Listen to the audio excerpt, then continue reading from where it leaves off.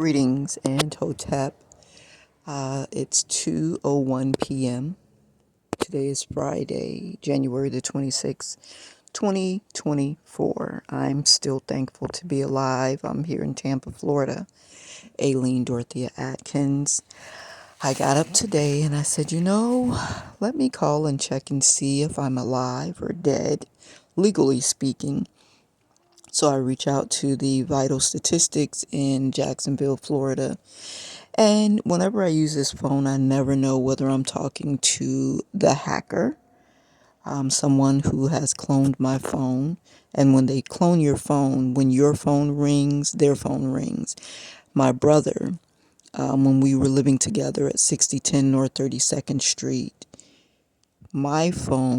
his phone would ring and then my phone would ring. And I was like, sitting in the living room, he was in the back, and I started to pick up the pattern, like his phone rings before my phone rings.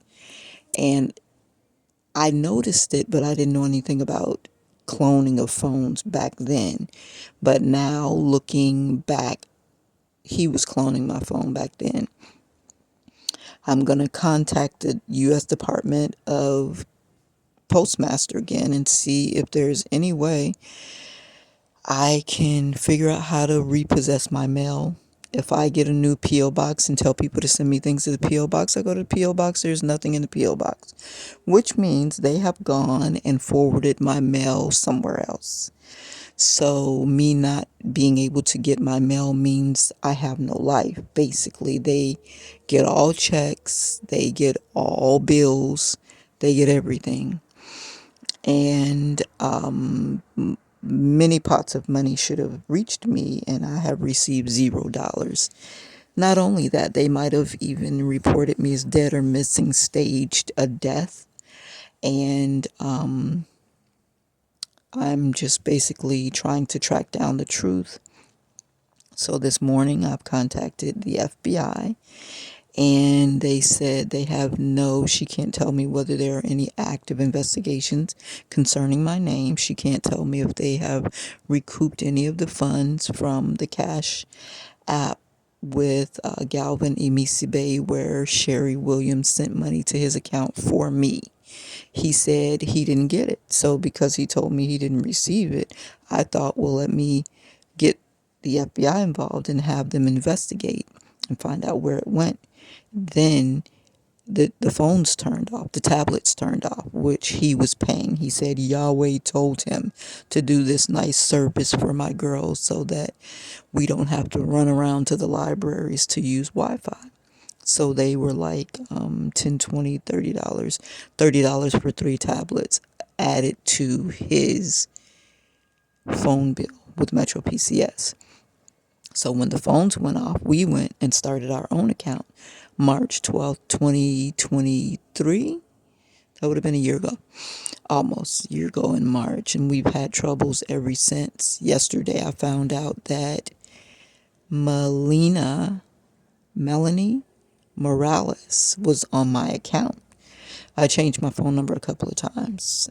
But why would her name be associated with my account?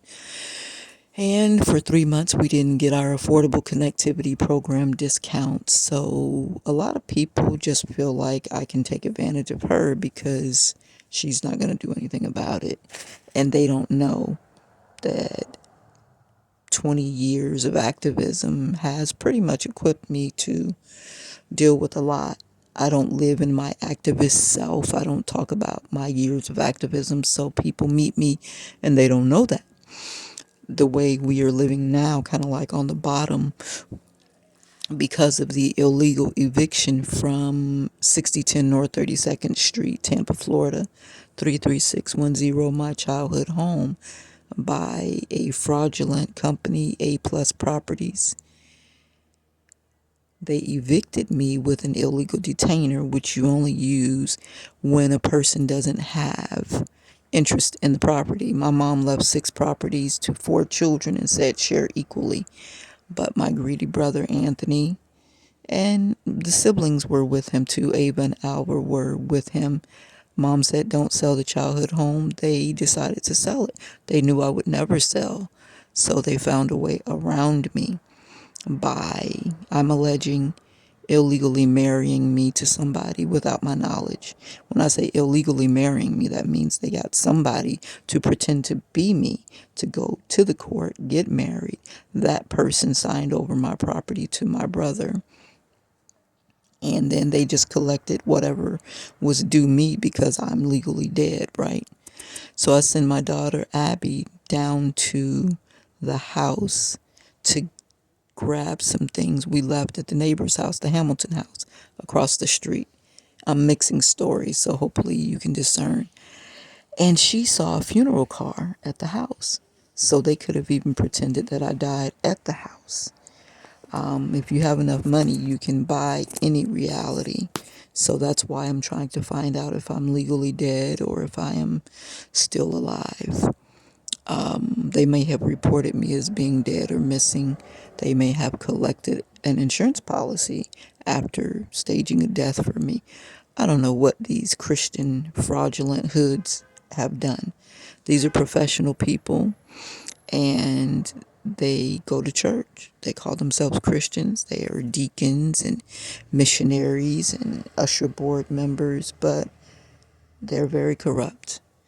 So I called the unclaimed property, and I don't know if I'm talking to her or a doppelganger or a paid person who pretends to be a part of the organization that they know I called.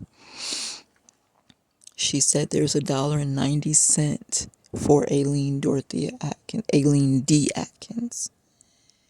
She couldn't tell me about any unclaimed properties that had been claimed prior to.